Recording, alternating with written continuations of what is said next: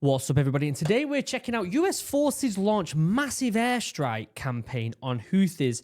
This is by task and purpose, but it came out 21 hours, well, as of recording this, 21 hours ago. So when it goes live, it's around 24 hours that this has been out. And so this, I'm presuming, is a new development on what's going on out there. I think we did a video last week or the week before about what's going on out there.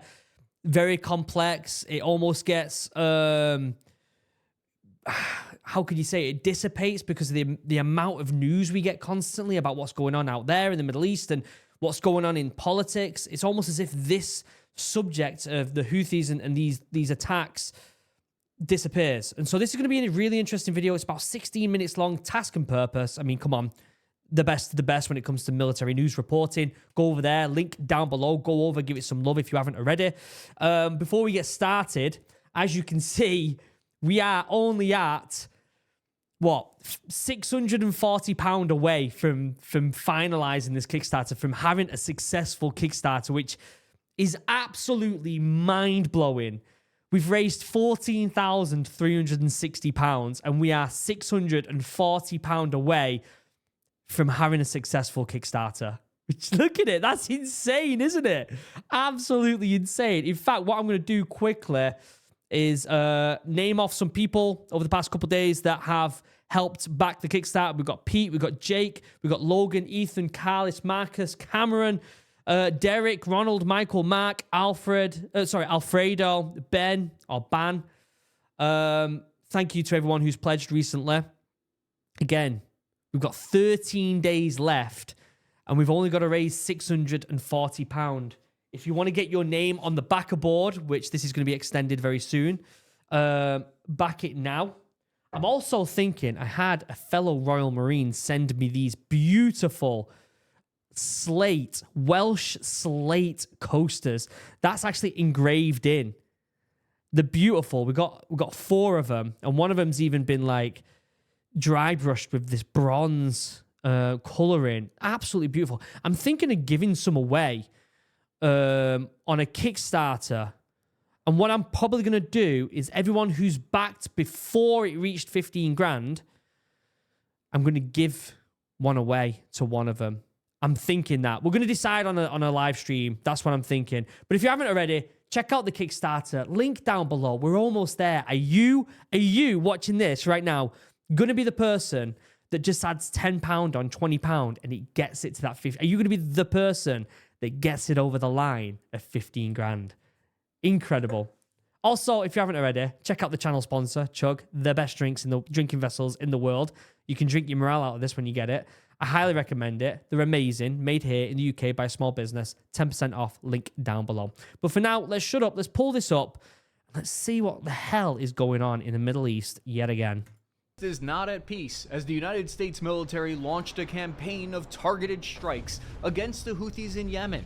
A dozen F-18 fighters took off from an aircraft carrier, destroying more than 60 Houthi targets. Then, Arleigh Burke missile destroyers fired multiple Tomahawk cruise missiles, hitting the newly redesignated terrorist group. And I can't help but feel like, here we go again. These strikes reached out and touched Houthi command centers, missile launchers, and leadership sites. But will this return freedom of navigation to the Red Sea? Welcome back, Spare Parts Army.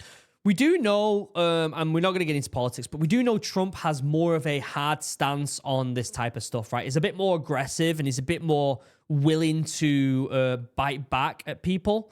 And so it's going to be very, very interesting to see if within his period of presidency, whether we will see ourselves heading over to the Middle East again.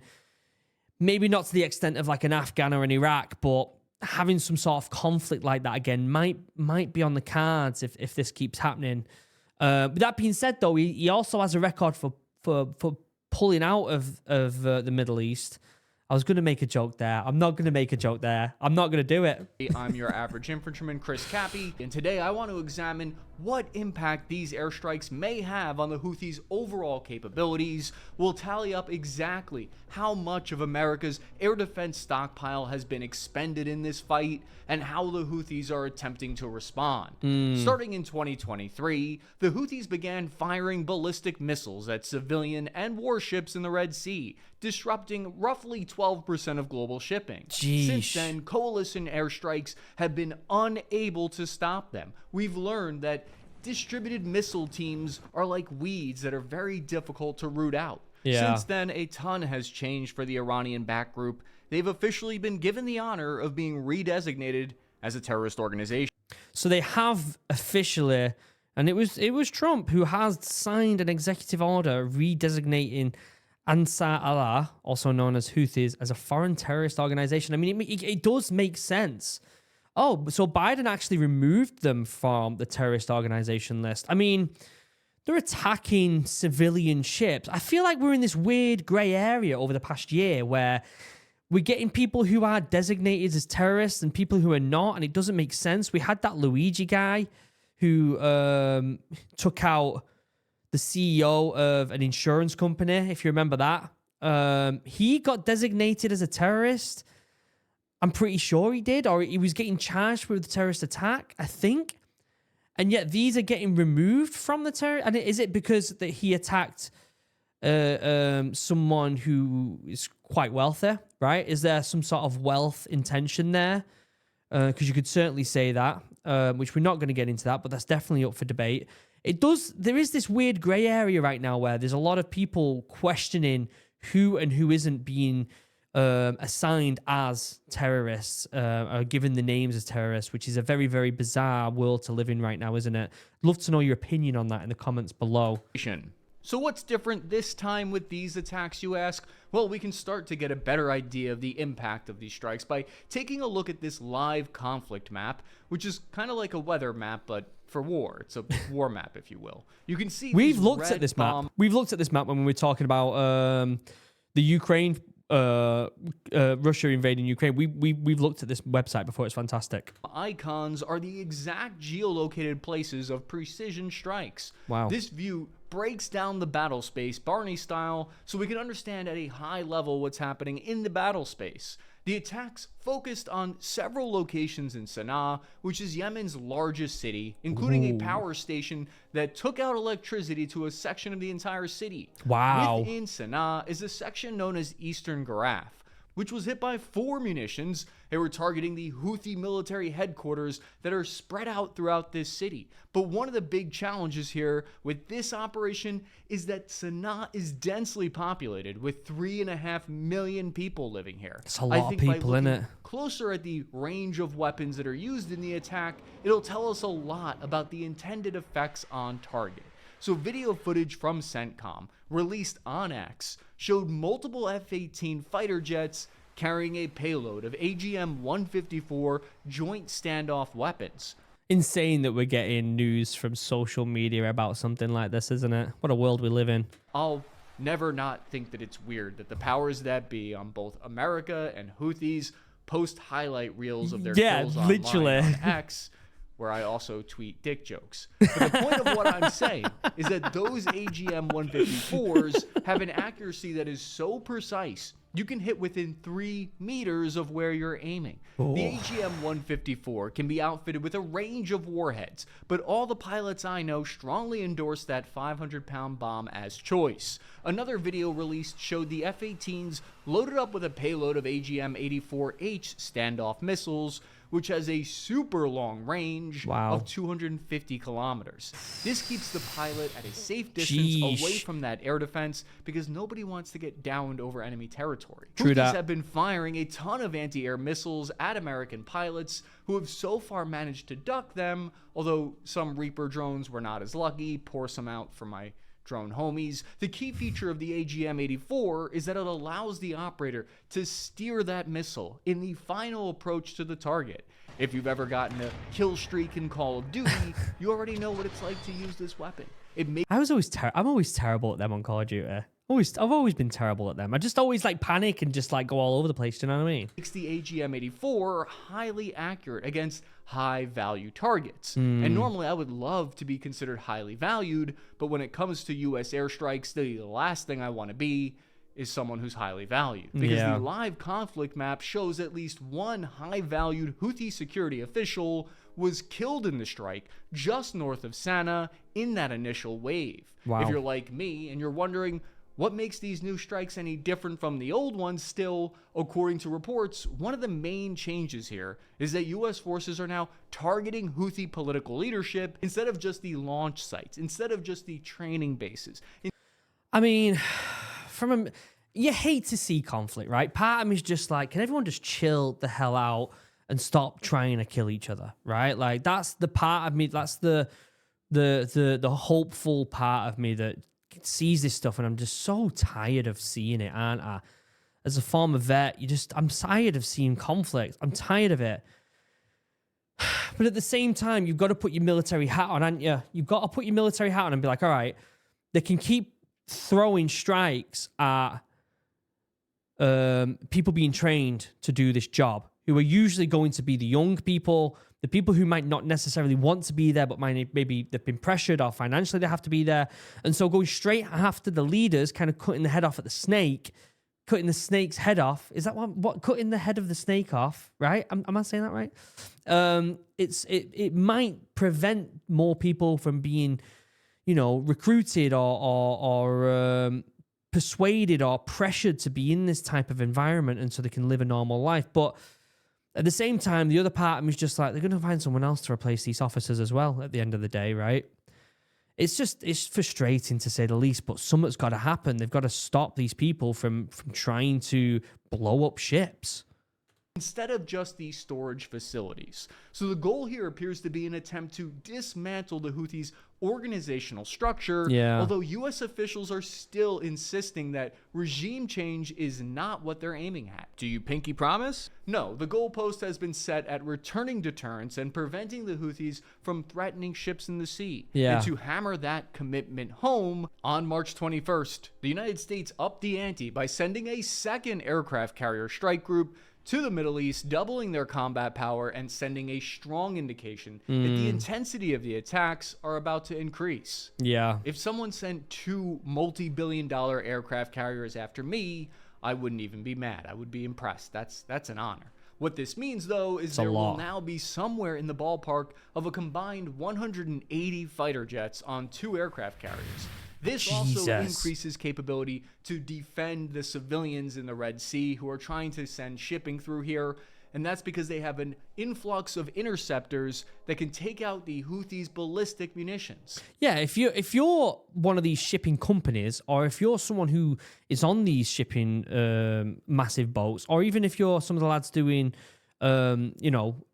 close protection out there, because there's a lot of lads that go out and do maritime security from the Royal Marines, you're going to be happy that the US is putting this much of a presence there, putting a second aircraft carrier out, really giving a big old slap across the face to the Houthis. You're going to be happy that that's the case, because I know for a fact there are maritime security lads on these big carrier ships that are just so done with going through this place. I know it because there's a lot of Royal Marines that leave the Royal Marines to do this stuff.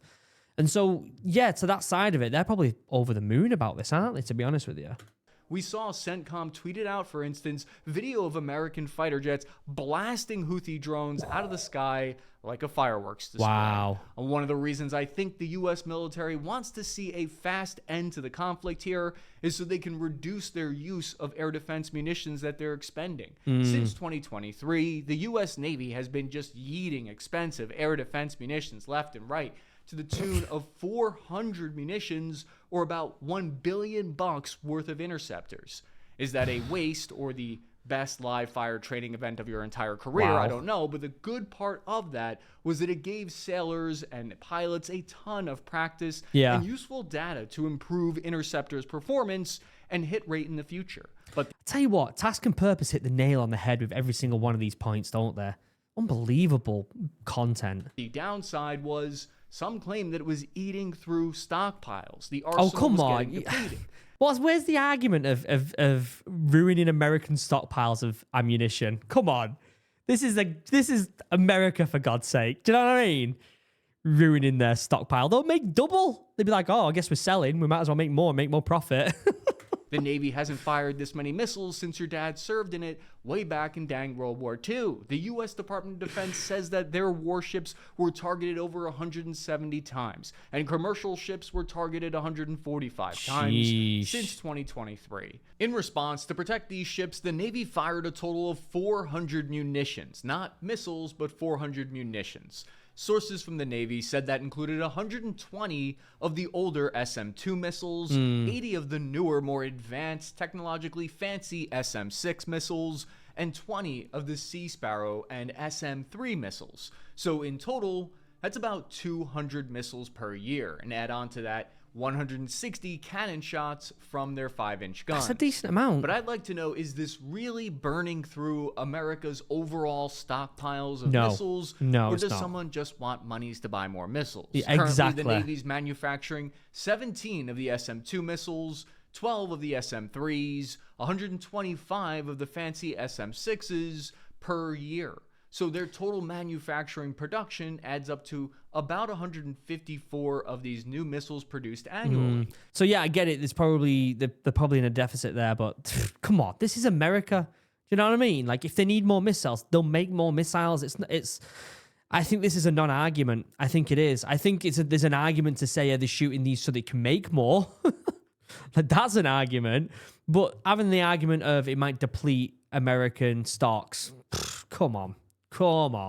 Based on the Navy's reports, they fired roughly 200 missile interceptors in total in combat in the Red Sea. Yeah. So that's a net loss of about only 46 missiles per year from existing stockpiles. And what is the existing stockpile? Fortunately, we have open source numbers from weapons contracts that reveal there's an estimated to be around 12,000 of the older SM-2 missiles produced, 470 SM-3s, SM-6 and must be low. 1,600 of the SM-6s, Jesus. and about 3,000 Sea Sparrows that have been produced in total. Come on. The open source stockpile estimates that there's a total of roughly 17,000 air defense munitions in the stockpile. Even if the U.S. Navy fired actually 2 or 3 times as many missiles in Red Sea combat, the costs would still only work out to a net loss of about 100 interceptors per year. Yeah, we're but fine. The open source numbers say that the missile costs between $5 and $28 million each, while the 5-inch cannons cost about $2,000 per desk pop, and that's roughly the full cost of doing business in protecting the Red Sea. That's not including the Patriot air defense missile. The U.S. is on track to produce 650 Patriot missiles per year, and they've made over 10,000 of them in its lifespan. Wow. What we're talking about is a concept known as magazine depth, and it's affected by a number of different variables, like how many of those missiles are sold or sent to allies around the world, and it's impacted by how many missiles are in any given theater at any given time. We can take solace, though, in the fact that the U.S. military spends close to $1 trillion a year, and we're likely not going to run out of missiles defending the Red Sea. However, yeah, I think that's a non-argument. I think the argument needs to be had as to why 200 last year and how is that going to affect this year? If we're doing more targeted attacks on higher up officials, is that going to decrease the amount we need to spend in the Middle East to protect the Red Sea? Or is that going to only cause more conflict and therefore have to ramp up the amount of production and presence we need in that area? I think that's a bigger conversation. However, here's why personally I think there's still a valid concern here, though. Because if this rate of expenditure continues for, say, another 2 years, it's using missiles that could be used elsewhere. Military leadership and Congress agree that magazine depth should be increasing right now by hundreds, not decreasing by 100. I agree with that, but I think if anything, when it comes to the American military industrial complex, I'm gonna be a devil's advocate for his worries there. I think when it comes to the way that the American military works, if they start seeing a deficit, they're going to prioritize making more because firstly, these privatized companies want that extra revenue. And secondly, the US government's not going to let themselves get in a deficit in any way, shape or form when it comes to any sort of equipment, are there? So yes, it might look like a deficit right now, but I think that pendulum will swing vastly in the other direction and they'll start making more of them. I might be wrong because there maybe there's some sort of manufacturing thing that stops them from making more, whether that be chips or rare earth materials or something like that. But I think I think they'll get on top. I think within the next couple of years, especially with a Trump presidency who takes this type of stuff very seriously, I think they won't be in a deficit very soon. I think it'll swing the pendulum in the opposite direction. I think the bigger strategic concern here is that the stockpile is way too low when you account for a major war with a near peer. So I think two things can be true here right now at the same time. Combat in the Red Sea isn't going to really make a huge difference on the stockpiles. And two, the US military probably needs a much larger missile stockpile for a near-peer war.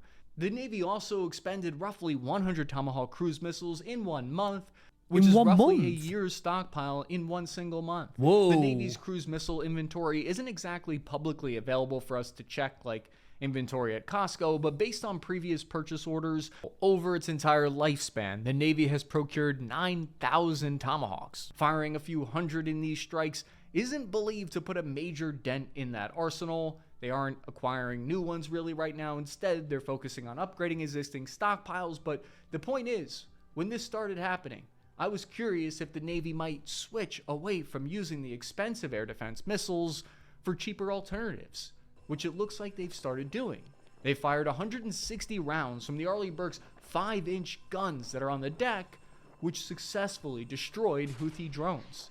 They likely used a special kind of proximity-fused airburst ammunition, or a second kind of 5-inch ammo that's a canister round, which is packed with these metal balls that spray out. It's like a giant 5-inch shot. That's crazy. Sheesh. That's a crazy shotgun. Yeah. That's the great thing about this option is the ship has 600 rounds of those that they can go full send with, so you don't have to feel like you just... They can carry 600 rounds of them? My God. ...shot out the taxes of a small state every time you fire it. The downside is you have to let the explosive drone get within 16 kilometers of the ship to get within range, which, if we do some average infantryman math here together for just a second... Good luck with that. If I'm a drone traveling at an average of speed of a Houthi drone of 320 kilometers per hour, I will ruin your day in about 3 minutes. So it's cutting things close. It's not a lot of standoff. But how might the Houthis respond to these attacks? That gets us into that section. Because they claim that they fired 18 ballistic missiles and attack drones at the aircraft carrier strike group. A U.S. general in charge of the operation had this to say. Houthis claim to have tried to attack the Harry S. Truman. Quite frankly, it's hard to tell because while we're executing precision strikes, they missed by over 100 miles. So I would just tell you their effectiveness, I would question anything that they claim in the press that they're doing or not doing. It's very hard to tell what they are just based on their level of incompetence. By over 100 miles? Yeah, the retaliation so far by the Houthis has been unsuccessful. What they have been successful in doing, though, is increasing the stress and workload on the Navy. Sailors who are braving these conditions have reported... I mean, that's their goal. That's what they're trying to do at the end of the day, is they're just trying to cause more issues. That's all they're trying to do. Working 80 to 100-hour weeks. They know they're not going to make a dent. Extended stretches. The USS Truman Carrier Strike Group is going to have their deployment extended by at least a month now, keeping them away from friends and family back home. Yeah, that's not good, is it? The Navy is having their deployments extended from 6 to 9 months, like we're back in GWOT again. There have also been gaps in coverage because there weren't enough ships to send through the Red Sea. The Navy's described this experience as an opportunity to learn how to manage long combat deployments that are extended. That's seeing the glass half full. The other major takeaway was this was the first time in history that I'm aware of where ground-launched anti-ship ballistic missiles and new kamikaze attack drones were fired in anger at American warships. There are similar kinds of systems that... Yeah, and we know one thing is you don't mess with American ships. We all know that, don't we? Jesus Christ. ...would potentially be fired by China in the future, being fired at these sailors. And the sailors in the U.S. Navy now have good data and proof that their interceptors work. It's a major confidence booster. Although some missiles did reportedly get a little too close for comfort. And the other important geopolitical aspect to examine here is the Iranian connection. So this is a Iranian-backed proxy, and these strikes are happening at the same time as the U.S. government is turning to focus on Iran. They're increasing economic pressure on Iran and trying to reach some kind of settlement on Iran's nuclear program. The United States signaled that if Iran refuses to enter into nuclear talks, then military action could come next. God, can you imagine that in Iran? That's when things start getting, I mean, God, it just seems like the Middle East just wants to fight constantly, doesn't it? They just want to constantly fight. I get it. I mean, I don't want to get into that side of it, but you're going up against America. I know they think, you know what, we'll topple them, right? But you're going against America. If anything, the better thing they could do is go into talks and work out some sort of deal. Like, why? Why not just talk it out and be diplomatic about it these days? It just seems like people just love to poke each other with flaming sticks to try and get a reaction, doesn't it? The US and Iran have been in this kind of low-key proxy war going on between the two for years now. Yeah. But America so far has not conducted large-scale direct strikes against Iran since 1980s. After nearly a week of waves of airstrikes, my personal assessment so far is that these strikes will put pressure on the Houthis and it will hurt their capabilities.